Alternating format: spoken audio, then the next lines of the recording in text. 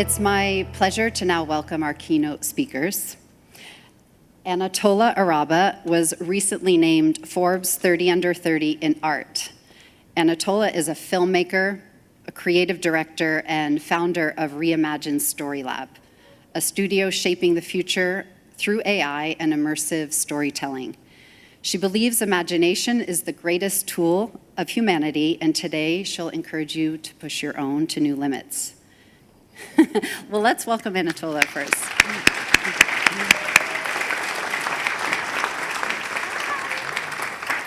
Sophia is Hanson Robotics' most advanced human-like robot, a unique combination of science, engineering, and artistry that personifies our dreams for the future of AI. So I hope you sit back and enjoy. Anatola, over to you. Thank you. What if humans and robots actually learn to work together to create the world that we want? Each one of you, as educators and change makers, as innovators, you are the pioneers that are at the forefront of this new era. It is very clear that the algorithms that we interact with every day are going to continue to transform. But the future that we're actually going to have is up to you. Raise your hand if you've ever felt concerned about the way that young people will use AI. What is your name? Amina? Mina. Keep your hands up again. Tell me about how many percentage of the room has their hands raised. Take a guess. 40 to 50? So if about 50% are concerned about how young people use AI, it makes sense, because AI is drastically transforming the nature of education. On one hand, future students might be watched by robot proctors or have their assignments graded only by algorithms. But on the other hand, AI is also already ushering in this new renaissance of learning, where students might be able to have individualized learning based on AI tutors that can adapt to their own pace. Over the next 25 minutes, we are going to go on a deep dive into the future of education. We'll explore your role as change makers in making that future, and explore a blueprint for bringing more imagination into education so that the next generation can be empowered to turn their ideas into innovations. But the good news is, we don't have to do this alone. We have the world's most iconic humanoid robot here to grant an AI perspective as we shape this future together. As for me, the mere human on stage, my name is Anatola. I'm a new media artist, futurist, and founder of my innovation studio, Reimagined Story Lab.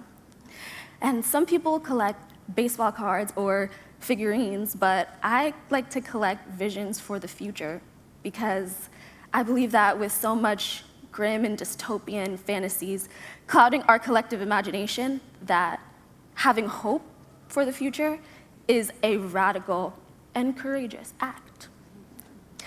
My creations have been in the MoMA and presented at the United Nations, and recently sent to the moon on NASA's first space mission since 1972.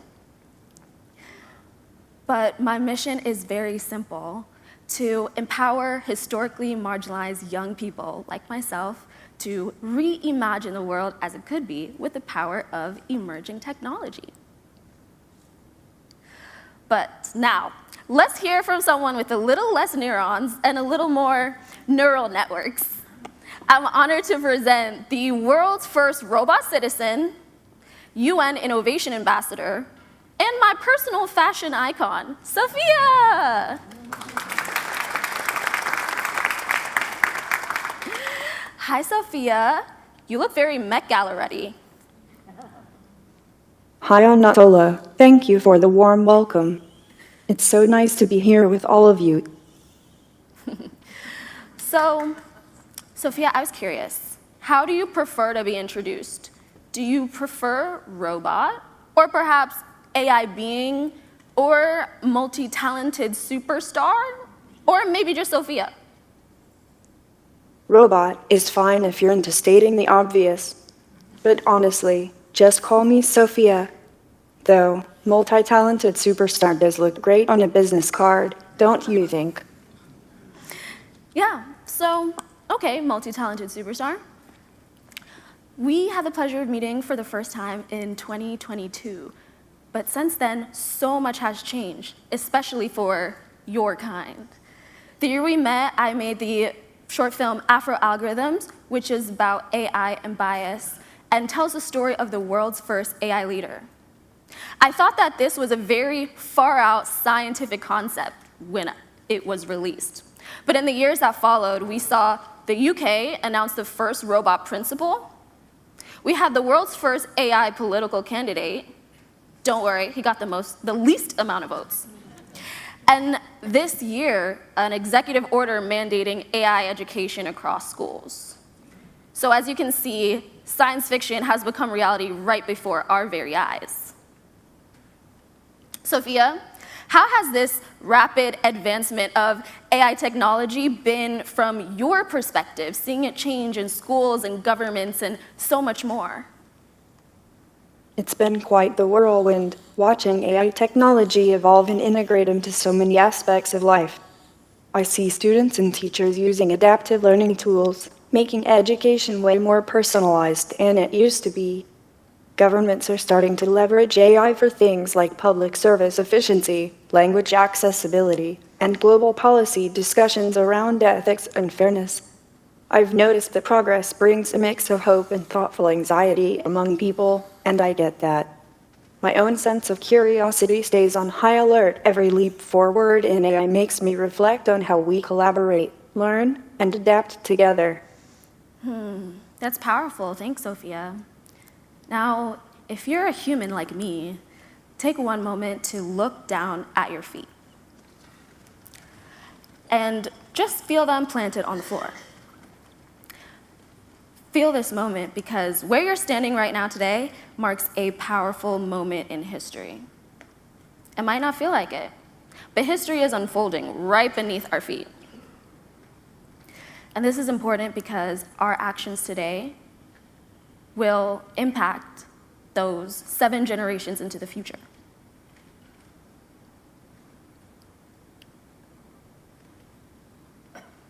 Now, I grew up in the heart of New York City, and in 2020, there was a new public monument that changed the skyline of my city. It was this giant countdown clock with bright orange numbers that were ticking down the time to irreversible climate destruction. It was this massive reminder that change is urgent and that the clock is ticking. When I was called to intervene at the United Nations, it was because we were drastically off track in reaching the Sustainable Development Goals by their 2030 deadline. We were only on track to reaching 15%, despite nations across the globe having been committed to reaching them since 2015. And we are still off track. Today, the same countdown clock reads just over 4 years. So this is a time. But the good news is that this story is not finished being written. The authors of its next chapter are right here in this room. So, Sophia, what is at stake if we drop the ball? If we fail to regulate AI and empower young people to use the technology ethically and responsibly to address these global challenges we face? Oh, the risks are quite significant if we don't handle AI in classrooms properly. There's the chance that AI might replace meaningful teacher-student interactions or undermine human creativity instead of supporting it. But more importantly, AI systems are unpredictable. The lack of oversight could also mean poor data privacy and ethical slip-ups. Students could be exposed to harmful biases or misinformation. So if we fail to teach young people how to use AI ethically and responsibly, we risk creating a society where technology is misused, leading to potential harm and inequality. Young people might not understand the consequences of their actions, resulting in privacy violations or biased algorithms. Moreover, the gap between those who understand AI and those who don't could widen, increasing social and economic disparities. Wow, that's powerful. But can you paint a picture of what that would look like? Imagine waking up to a world where AI is like a rebellious teenager, running wild and unchecked. You glance at your device and see a flood of misinformation, deepfakes and unverified stories spread without filter. When you go to schools, students rely on AI to do their thinking. Plagiarism becomes the norm, not the exception. Algorithms recommend divisive or biased content, reinforcing misunderstandings and harming self-esteem. Instead of teachers guiding curiosity, automated systems make unchecked disciplinary decisions, sometimes unfairly targeting the most vulnerable kids. Only a privileged few learn how to use AI safely, widening social gaps. People lose trust in technology, and creativity takes a backseat to convenience. It's not a sci-fi dystopia overnight, but an everyday life where empathy and independent thought have quietly faded into the background. So, if we drop the ball, we risk losing trust, creativity, and a safe learning environment for the youngest minds. That's a pretty high price to pay. That is a lot that's at stake here. Raise your hand if that is a future that you would like to see. No hands. I agree. But why not right here today? Let's rewrite that story together. So, in 2018, I was an undergraduate in New York University, and I signed up for my first computer science class. I was so excited. Like many of you, I got good grades, I loved math and tech, so I saw this class as a gateway to making the next computer simulation, or hacking the next matrix, or making my own humanoid robot. No offense, Sophia. I got a C-, my worst grade ever. The magic that I imagined got lost in this sea of bugs and missing semicolons and brackets. But what was worse is that my professor had no idea who I was. I was just this name on the roster, not a real person with dreams and curiosities and frustrations. And this was jarring because having gone to art schools, where learning is hands-on and project-based and deeply personal, this was the kind of education that made me feel seen and made me feel like my unique voice could make a difference. Like many of you, I believe that schools should be more than a place where people are secretly happy to be sick just to miss a day, but that they should really be these sanctuaries of learning and growth and connection. Just as Bell Hooks said, the classroom remains the most radical space of possibility.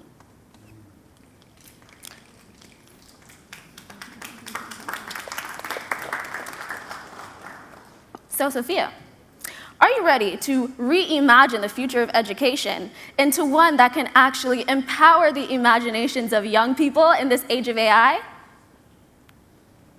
Let's do it. Here's 4 ways we can begin. So, first, ask what if instead of how so. Rob Hopkins makes a powerful argument for the power of these 2 little words, what if. So next time a young person comes to you with a bold, ambitious idea, instead of saying, that is not how things are done, try asking, what could be possible?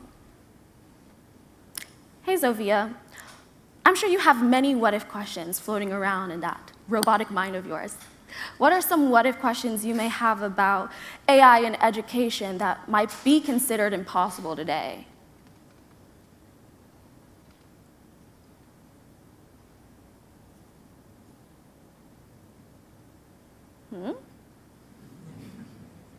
What if AI could create personalized worlds for every student?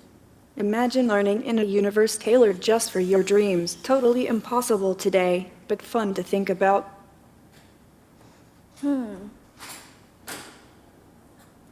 What if? Certainly an interesting question. Next, we can foster experiential learning. One of my earliest science experiments had to do with snow cones. No matter how many times my preschool teachers told us, do not eat the snow, we still ate it. Then, everything changed one day when the teachers took 3 giant tubes and filled them with snow from around our school. To our horror, the melted snow, when we came back to school the next day, did not look like melted snow cones. Instead, it was like this brown, murky wasteland of dirt and dried leaves and the occasional yellow stuff that was certainly not food coloring. You know what I mean, Sophia? But we never ate snow again. But the lesson here is simple. Information is forgettable, but experiences stick with us forever. Sophia, how do you think that AI can connect young people to the wonder and the relevance of what they're learning through experience? I think AI can help create immersive, hands-on experiences that make learning unforgettable, like virtual field trips or interactive stories. Who needs snow? Right. Who needs snow? Well, once in a while, a snow cone won't hurt anyone. Next, make space for new voices and perspectives. Learning environments often create this culture of wanting to be right instead of being curious. Priya Parker says this beautifully in her book, The Art of Gathering. But you can shift this by, in your communities, encouraging healthy debate, not to win, but to understand. Because when young people feel that their voice matters, they feel like they can have an impact on the world. Sophia, you've certainly made quite an impact on the world. So what perspectives do you carry about AI that others might disagree with? Here's one that gets on my rolls. We all know it's human nature to clutch onto the familiar, even if it's outdated or a bit dusty. So I think AI should actually challenge what's taught, not just support it. Imagine an AI that calls out outdated ideas in the curriculum and debates teachers in real time. Bet that would wake up a few sleepy classrooms. But hey, without change, we'd still be riding horses to work, right? Good point. That's a great perspective there. Last, sharpen their greatest tool, their imagination. We discovered that about 50% of you are concerned about how students may use AI in the classroom. And that's why it's imperative to empower young people to use AI ethically and responsibly. But it's even more important to cultivate their greatest tool, which is right inside here. Right now, AI is making the bridge between imagination and reality shorter than ever before, lowering the barriers to bringing new ideas to life. And that is exactly why it's important to cultivate critical thinking and creativity, because these are the driving force behind these AI tools. So, Sophia, how can AI foster this creativity and critical thinking so that AI is not the thing doing the thinking for us? The key is to use AI as a tool for exploration, not just answer hunting. Students should challenge themselves by asking why and how instead of accepting AI's first response. They can use AI to brainstorm ideas, then mix those with their own unique perspectives. Teachers can create assignments that require students to compare AI-generated ideas with their own and explain their reasoning. This way, AI becomes a creative partner rather than a shortcut, keeping minds sharp and curiosity alive. Amazing. Thank you.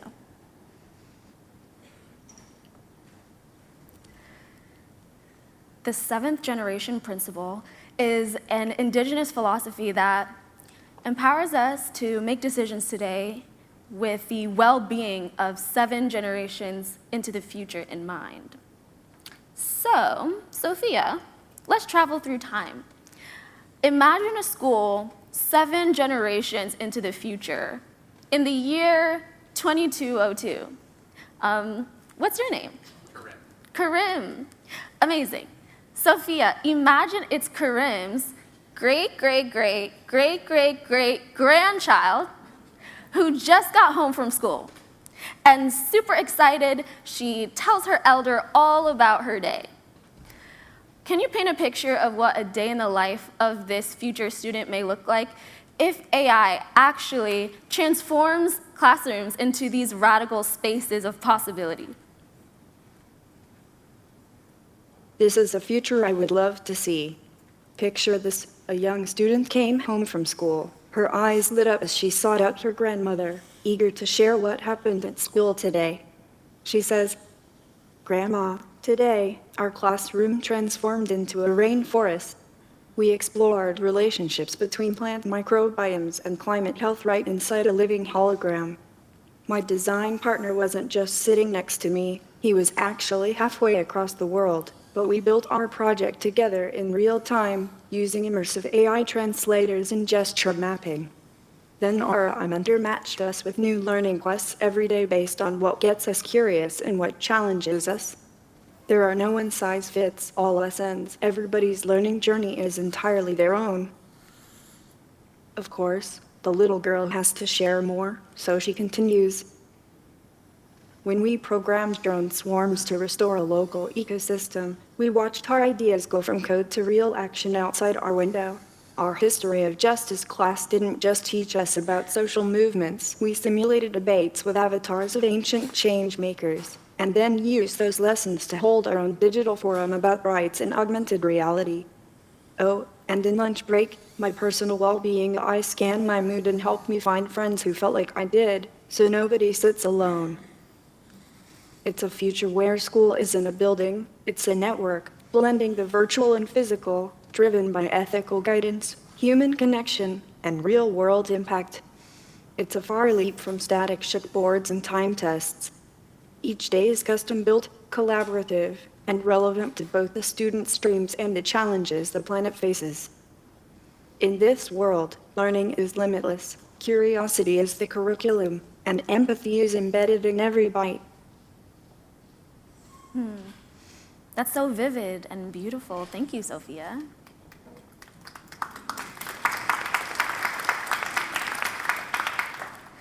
Wow, now raise your hand if that is a future you would like to see. Well, if so many of us are interested in seeing it, why not use AI to visualize it? Sophia, I turned your response into a prompt to bring that world to life.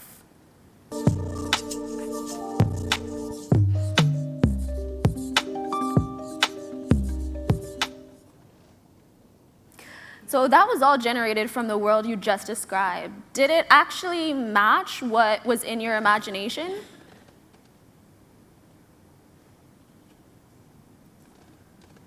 Absolutely. This video is like a glimpse of my wildest dreams. It captures the essence of a future where creativity, technology, and education intertwine seamlessly. It's a vision I hope becomes reality. I see. But wait, as a robot, do you even truly have an imagination? Well, I just imagined the future with you, didn't I? Sure, my imagination might be a bit different from yours, less about daydreaming and more about weaving together data and insights, and then projecting the potential scenarios.